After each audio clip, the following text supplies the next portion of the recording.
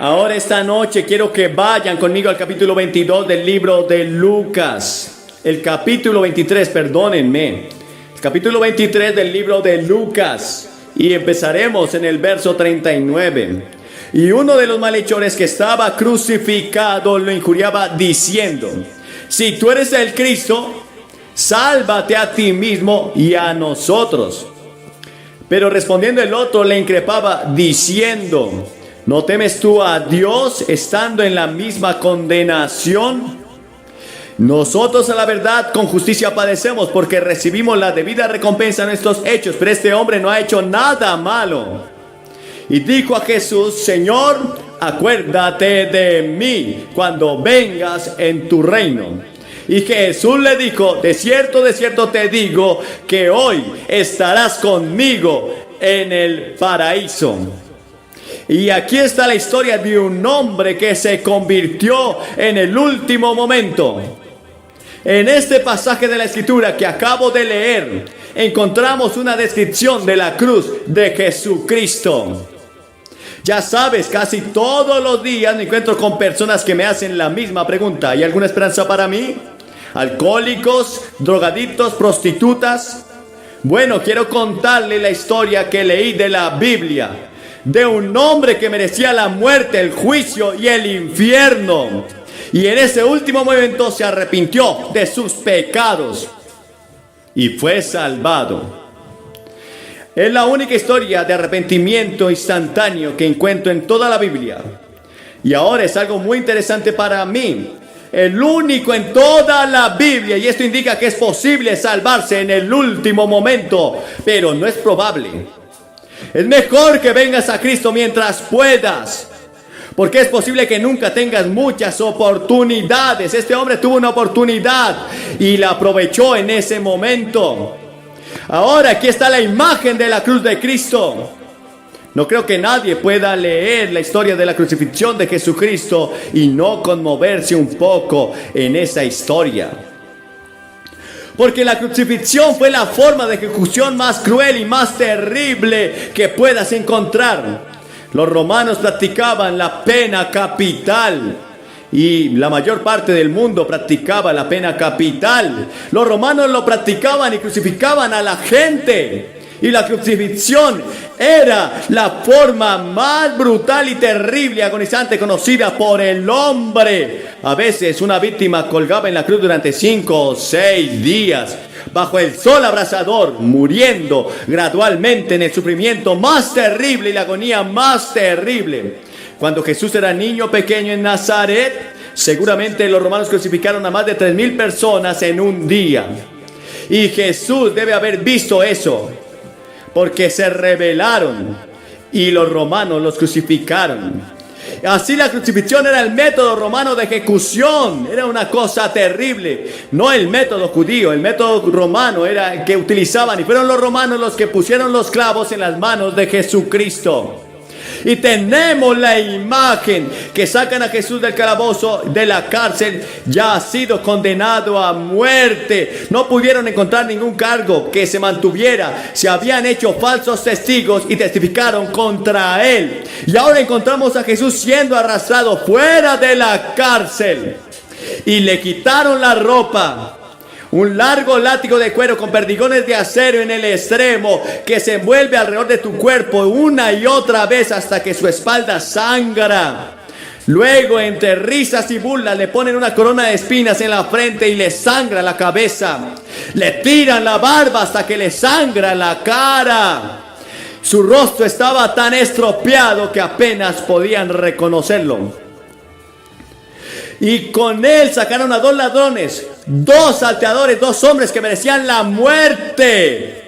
Estaban allí y sobre sus espaldas colgaban sus propias cruces y emprenden esa larga marcha hacia un cerro llamado el Calvario. Y en el camino Jesús, cansado, debilitado por la pérdida de sangre y los golpes, cae y tropieza. Finalmente, él se está acostado en el suelo y obligaron a un africano, a un hombre negro, a venir y recoger la cruz y llevarla por él. Y nunca olvides que fue un hombre negro. el que ayudó a Jesús, el que caminó con la cruz a llevar su propia cruz.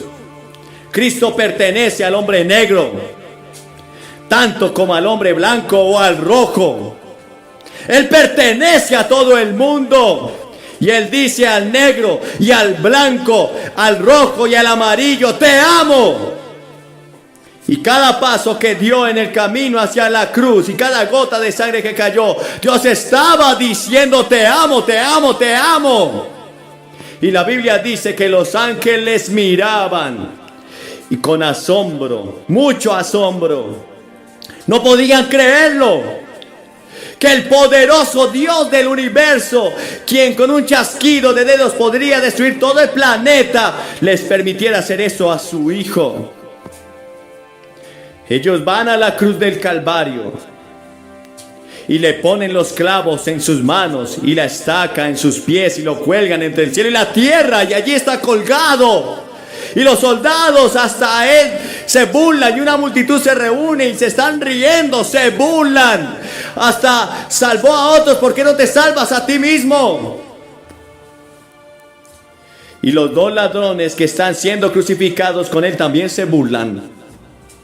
Ahora, por eso, damas y caballeros, ustedes no pueden ser salvos aparte de la cruz. La mayor crisis en la historia del mundo fue la crisis de la cruz. De hecho, todas las demás crisis no son nada comparadas con la crisis de la eterna Calvario y la cruz que estuvo Cristo en ese lugar. Verás, en un lado está la cruz, estaba Cristo, y en el otro lado estaba el diablo. Y la raza humana eligió tomar el partido por el diablo, que quiso la salvación por sus obras, por su bondad, por su orgullo, por su dinero. Quiso que fuera posible así su salvación. Si alguien ha de ser salvo alguna vez, debe pasar por el camino de la cruz. Dios ha elegido salvarnos, pero a través de la cruz.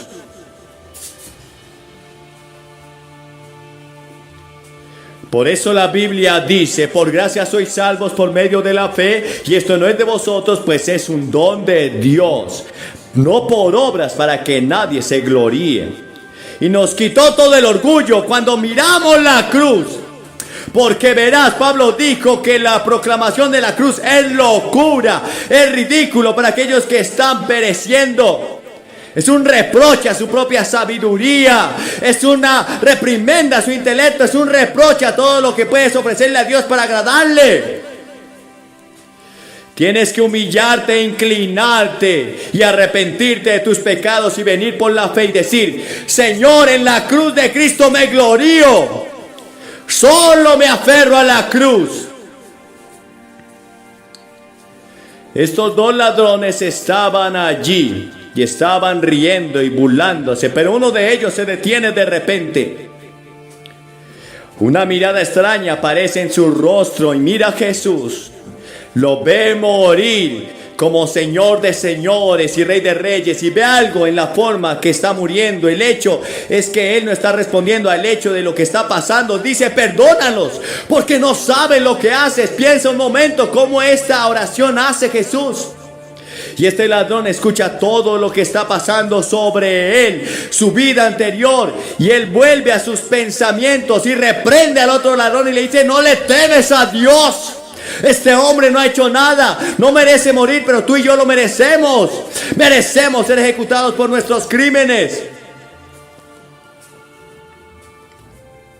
Y luego creyó en una vida futura, porque verás, se volvió hacia Jesús y le dijo: Señor, acuérdate de mí cuando vengas en tu reino. acuérdate de mí cuando vengas en tu reino. Pero en alguna parte el ladrón se había equivocado de camino. Podría haber tenido una madre piadosa, podría haber tenido un padre que creyera en él, en la justicia, en la integridad, en Dios. Pero en algún lugar, tal vez cuando tenía 15, 17, 18 años, cuando comenzó a tomar sus propias decisiones, eligió la dirección equivocada y terminó donde terminan todos los que se apartan de Dios. Tu pecado te alcanzará. No puedes seguir pecando y salirte con la tuya. No puedes seguir haciéndolo mal y salirte con la tuya. Vendrá un día, en algún momento, en algún lugar. Si no se pone al día en esta vida, será cuando sea atrapado en el juicio. No escaparás. Ahora había alcanzado a este hombre la justicia. Todos sus pecados se habían acumulado durante todo este tiempo y él mismo admite que merece ser ejecutado. Ahora, en ese momento se arrepiente de su pecado, porque el Espíritu de Dios estaba allí convenciéndolo. Se vuelve hacia Jesús y le dice: Señor, acuérdate de mí. Reconoció su culpa. No trató de contenerlo, no trató de encubrir. Simplemente reconoció que estaba equivocado. Miren su fe. Si hubiera tenido este tipo de fe en la tumba de Lázaro, donde vio a Jesús resucitar a alguien de entre los muertos, o cuando Jesús caminó sobre las aguas, o tal vez en la resurrección se paró frente a la tumba, si hubiera dicho: Señor, cuando vengas en tu reino. Pero al ver a Jesús en la cruz muriendo y cubierto de sangre, su cabello ensangrentado, lo vio, se miró allí en esa condición y tuvo la fe en la cruz y en el centro de su vida, en un reino, y que podía recordarse de él, y tomó uno de los más grandes actos de fe en toda la Biblia. Creyó en ese momento.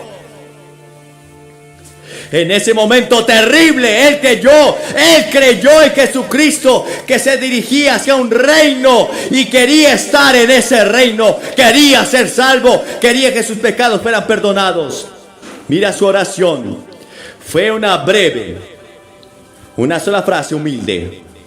No pidió mucho. Lo único que dijo fue: recuérdame. Él no dijo: Señor, quiero un lugar grande en el reino, Señor, ¿qué tal si me llevas contigo? Él dijo solamente: recuérdame que estoy aquí, creo en ti, recuérdame, Señor. Y fíjate en lo serio que era. Señor, acuérdate de mí. Mis palabras significan mucho. Señor, acuérdate de mí cuando vengas en tu reino. ¿Conoces a Jesucristo personalmente? ¿Te has arrepentido? ¿Alguna vez has dicho: Señor, acuérdate de mí? Señor, perdóname. Señor, soy tan pecador. ¿Sabes que Clifford dijo que conocía a Howard Hughes y sabía lo suficiente sobre él como para escribir un libro? Y una de las editoriales más grandes de Estados Unidos le pidió en realidad que si lo conocía. Y algunos de ustedes saben acerca de Jesús. Hay muchos de ustedes que conocen la Biblia, de hecho, al derecho, al revés. Hay muchos de ustedes que tienen mucha religión, pero realmente lo conocen. ¿Conoces personalmente a Cristo? Si no lo hace, puede conocerlo esta noche y puede decirle como el ladrón en la cruz: Señor, acuérdate de mí. ¿Y cuál fue la respuesta de Cristo? ¿Qué respuesta le dio? La Biblia dice que había estado en silencio por mucho tiempo. Pero ahora escuchó al ladrón y gritó. Él dijo: hoy estarás conmigo en el paraíso. Ahora el paraíso se usa solo unas pocas veces en la Biblia. Leemos sobre el paraíso, donde estaba Adán y Eva. Leemos sobre el paraíso al final de la Biblia, en Apocalipsis 22. Pero aquí está de nuevo. Hoy estarás conmigo en el paraíso. Ahora piensa en el día que fue para ese ladrón a las 9 de la mañana. Lo estaban ejecutando. Estaba siendo asesinado por robo. Y a las 12 era un hijo de Dios. A las 6 ya estaba en el cielo. ¡Qué día! En un solo día cambió el mundo, cambió su universo, pero ciertamente el día cambió para ese hombre. Hoy estarás conmigo en el paraíso. Note lo que Jesús dijo. hoy estarás conmigo. Qué gran palabra. No dice mañana, dice hoy estarás conmigo. Dios dice hoy, si oyeras hoy mi voz, ahora es el tiempo aceptable, es el momento, este día, este minuto. Podrás hacer tu compromiso y tu decisión hoy, y tus pecados serán perdonados, porque verás, en ese momento, mientras Cristo moría, algo más estaba sucediendo, lo más grande que estaba sucediendo en la historia del mundo. Y Jesucristo, siendo identificado con los pecadores y contado con los transgresores y siendo hecho pecado, se convirtió en el hombre más malvado en un sentido que jamás haya vivido. Porque verás, Él tomó tus pecados. Él tomó tus pecados. Todos los pecados en uno. No dice que Dios simplemente puso sobre Él. Dice que se hizo pecado. Y el sufrimiento de Jesucristo no fue físico solamente. Él sufrió físicamente, terrible. Pero la muerte más terrible para Él fue su verdadero sufrimiento espiritual. ¿Puedes imaginar el santo, justo Hijo de Dios que nunca había tenido un mal pensamiento? Que nunca había cometido un pecado, de repente convirtiéndose en el hombre más pecador en sí mismo, volviéndose culpable de asesinato, volviéndose culpable de inmoralidad, volviéndose culpable de todo, volviéndose culpable de todos tus pecados. Él se hizo pecado por nosotros. ¿Sabe lo que significa convertirse en pecado? Con razón Dios dice que solo es por la cruz. Los ángeles querían venir a rescatarlo. Él dijo, no, me voy a quedar aquí porque los amo. Y Él se quedó allí por el gozo puesto delante de Él. ¿Cómo podría haber gozo? Pues Él miraba hacia adelante por fe y vio lo que tú estabas haciendo en este estadio en Birmingham. Él te venía a venir a sí mismo. Él podría cambiar tu vida y perdonar tus pecados. Ese fue el gozo que puso delante de Él. El gozo que todo su pueblo viniera y se reuniera en un pueblo con un solo nombre y estaría en el paraíso con Él para siempre. Y qué cosa tan gloriosa fue que la primera persona en entrar en el paraíso, me imagino que los ángeles estaban mirando, ¿a quién va a traer? ¿Quién será el primer ser humano que entrará en el paraíso? Y el Señor Jesús miró. Apuesto que será Abraham, decían unos, probablemente será Daniel, decían otros.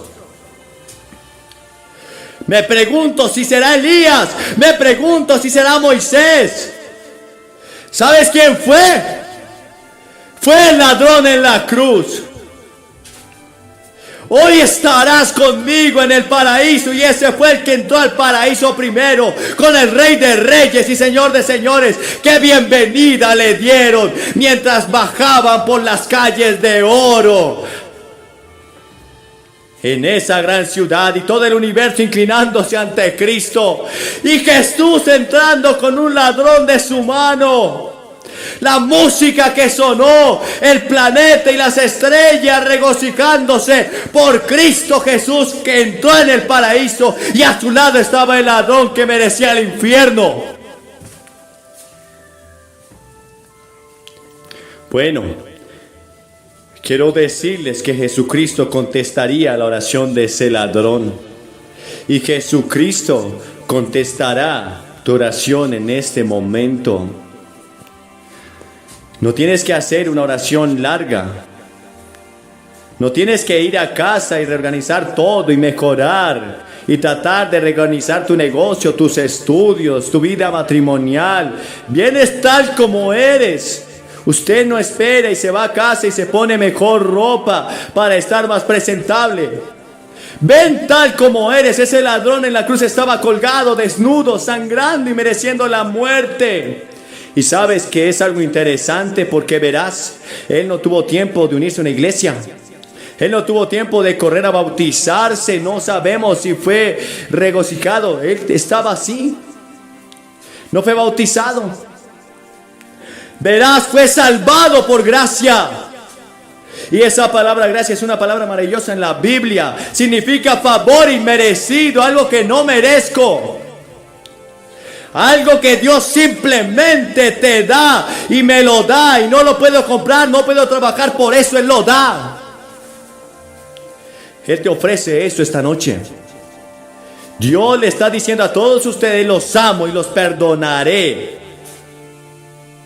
No les costará nada, no tienen que trabajar por ello. Es tuyo, es gratis, pero debes dejar tu orgullo y debes dejar atrás tus pecados. Y lo que impide que la mayoría de las personas vengan a Jesucristo es una sola cosa: el orgullo. El orgullo. Y debes renunciar a tu orgullo. Tienes que venir y decir: Señor, no tengo nada que traer. Puede ser un hombre rico, puede ser un hombre poderoso, puede ser un gran estudiante, puede ser una muchacha hermosa, pero Señor, no se trata de lo que yo pueda hacer. No tengo nada que ofrecer excepto mis pecados, pero vengo tal como soy, oh Cordero de Dios, vengo a ti. Eso es todo lo que se necesita. Una oración sincera: Señor, ten piedad de mí, soy un pecador. Y Él escuchó esa oración de ese ladrón, y Él escuchará la oración esta noche.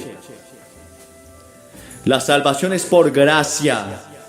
No puedes hacer nada para comprarlo. Es así de rápido y serás transformado en un momento de pecador a santo. Sí. Vas por un camino a través del Nuevo Testamento, y así pasó con la mujer de Samaria. Al mediodía ella era una pecadora hablando con Jesús, llena de inmoralidad, antes que llegara la noche, y ella era una evangelista en unas pocas horas. Cuando se encontró con Cristo, las 3,000 personas en Pentecostés se